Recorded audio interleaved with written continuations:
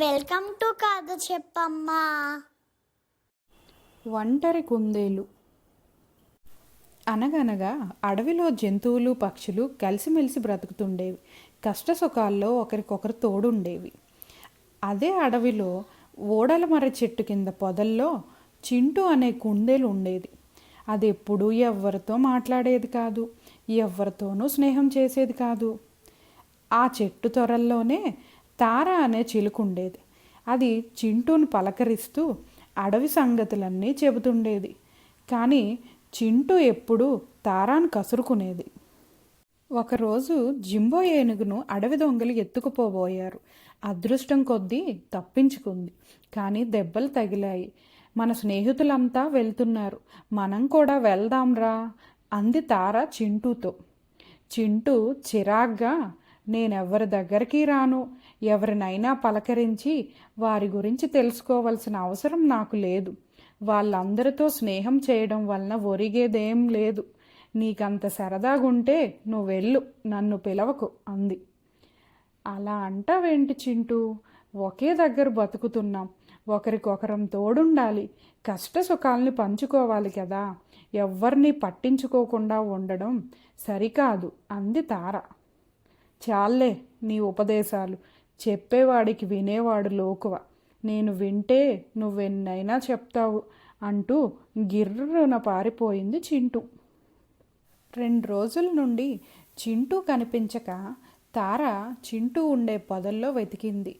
గట్టిగా పిలిచినా పలకలేదు. ఏమైపోయింది? ఎక్కడికి వెళ్ళినా రాత్రయ్యేసరికి ఇంటికి చేరేది కదా.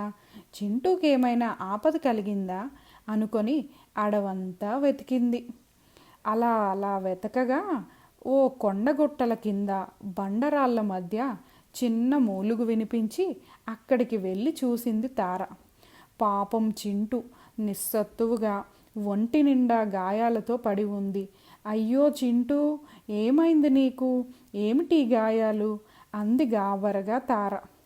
చింటూ మాట్లాడలేనంత నీరసంగా ఉంది. కాలు కూడా కదపలేకపోతుంది. దాని పరిస్థితి గ్రహించిన తార వెళ్ళి తన స్నేహితులైన ఏనుగు, జింక, ఎలుక, జిరాఫీలను పిలుచుకొచ్చింది. ఏనుగు తొండంతో నీళ్లు తెచ్చి చింటూ ముఖంపై జల్లింది. కొంచెం నీళ్లు తాగించి తొండంతో ఎత్తుకొని తనపై కూర్చోబెట్టుకొని ఇంటికి చేర్చింది. జింక, జిరాఫీ ఏవో ఆకులు తెచ్చి పసరు చేసి చింటూ గాయాలకు పూసాయి. కాలు విరిగిందని ఒక కర్ర అమర్చి కట్టింది కోతి. కదలకుండా కొన్ని రోజులు విశ్రాంతి తీసుకుంటే తగ్గిపోతుందంది. రోజు ఆహారం మేం తీసుకొస్తామని ధైర్యం చెప్పాయి చిలుక, ఉడుత, కాకి, కొంగ. పళ్ళు దుంపలు తెచ్చి చింటూకు తినిపించాయి. పిచ్చుకలు, పావురాలు, నెమళ్ళు వచ్చి పెద్ద పెద్ద ఆకులతో విసిరాయి చింటూకి. ఇంతకీ ప్రమాదం ఎలా జరిగింది అడిగింది జింక. సింహం వెంబడిస్తుంటే తప్పించుకునే ప్రయత్నంలో కొండగుట్టపై నుంచి జారి పడిపోయా అంది చింటూ.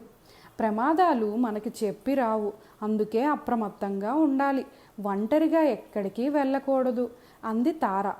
చింటూ తల నిమురుతూ. చింటూ తారను పట్టుకొని వెక్కి వెక్కి ఏడ్చింది. నన్ను క్షమించు తారా, నీ వల్లనే నేను ఇంకా ప్రాణాలతో ఉన్నాను. నువ్వు చూడకుంటే బ్రతికేదాన్నే కాదు. నేను నీ స్నేహాన్ని, మంచితనాన్ని అర్థం చేసుకోక చులకనగా చూసా.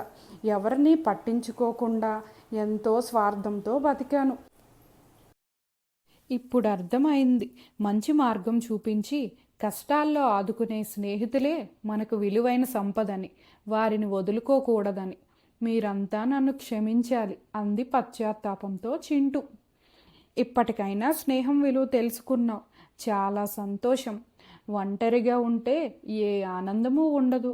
ఒకరికొకరు తోడుగా కలిసి ఉంటే ఎంత పెద్ద బాధైనా చిన్నదిగానే అనిపిస్తుంది అని తార మాటలు పూర్తి కాకుండానే కలిసి ఉంటే కలదు సుఖం అని మిగతా జంతువులు గొంతు కలిపాయి. అందరూ సంతోషంగా నవ్వుకున్నారు.